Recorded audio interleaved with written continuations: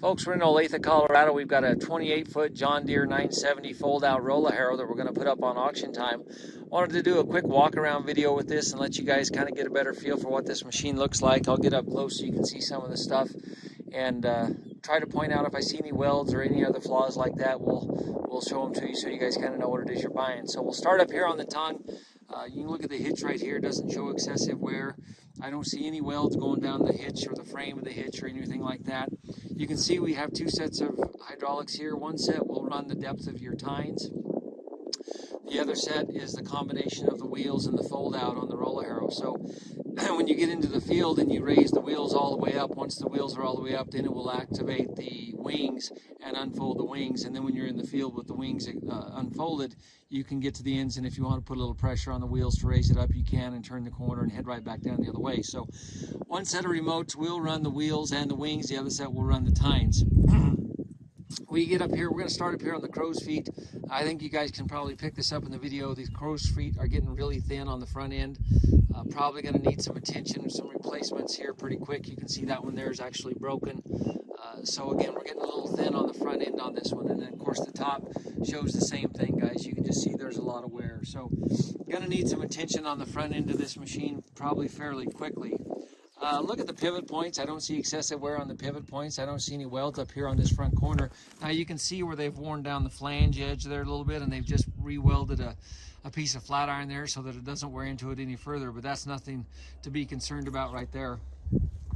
Look down the center on the tines on the wings, guys. Most of these tines are in pretty good shape.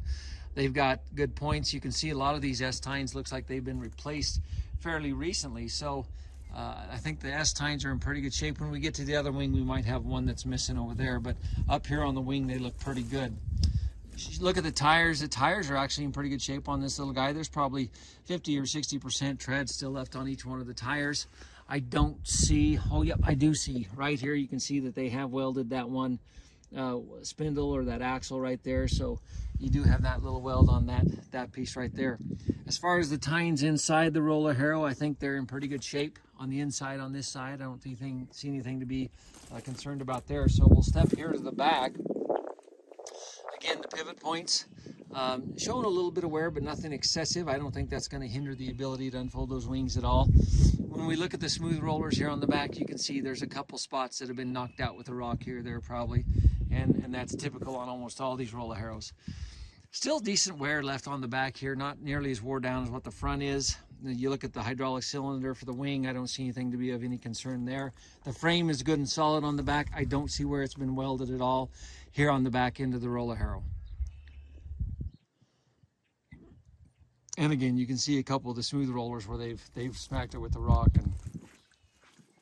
and knocked one of the little piece of it out. So we're gonna step over here to this side now, and I want to show you this roller. A lot of damaged rollers right here, guys. Again, this a well-used roller harrow for sure, but if somebody wanted to take some time and rebuild one, it sure does have some potential to be a good roller harrow for a long time. Wanted to point out a little weld on that hinge point right there that they've had to touch it with the welder. Come up inside, again, you'll see that the tires are in pretty good shape here. That's a pretty good tire right there, showing a little bit of wear on the inside of the tire right in there, but nothing to be alarmed about. I don't think that we've welded on either one of these axles over here. And as far as on the main frame of the roller, I don't see hardly any welds. I don't think I've seen anything. I've seen it on a couple of the wings, but nothing on the main frame of the roller. It's pretty solid. You do see a gap in the Danish tines here on this wing on the left-hand side, so you might have to add one tooth there. But that can easily be done. When you look at the tines down inside, I think they're all there. Even out here on this side, and then we'll look up here at the front. All the tines look to be in order there, and again out here on the edge. So the tines on this side are pretty good. The rollers, again, and the crow's feet are showing quite a bit of wear, and will probably need some attention here in the near future. Show you real quick, this is on the left wing on the front corner. When you fold that out, that'll be your outside front left corner's been welded on right there, guys.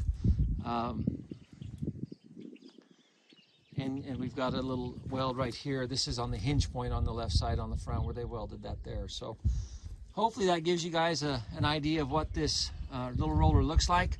This will go up on auction time for the 30th of March. It is in Olathe, Colorado.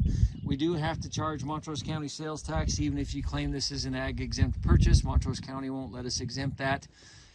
But if you fill out the ag exempt, I can pull the state tax of 2.9 off, but the Montrose County of 1.75 I still have to collect. So that's kind of that little roller harrow in a nutshell, guys. Again, if you have any questions on it, give me a holler and be glad to answer them for you, and appreciate you guys taking the time to look.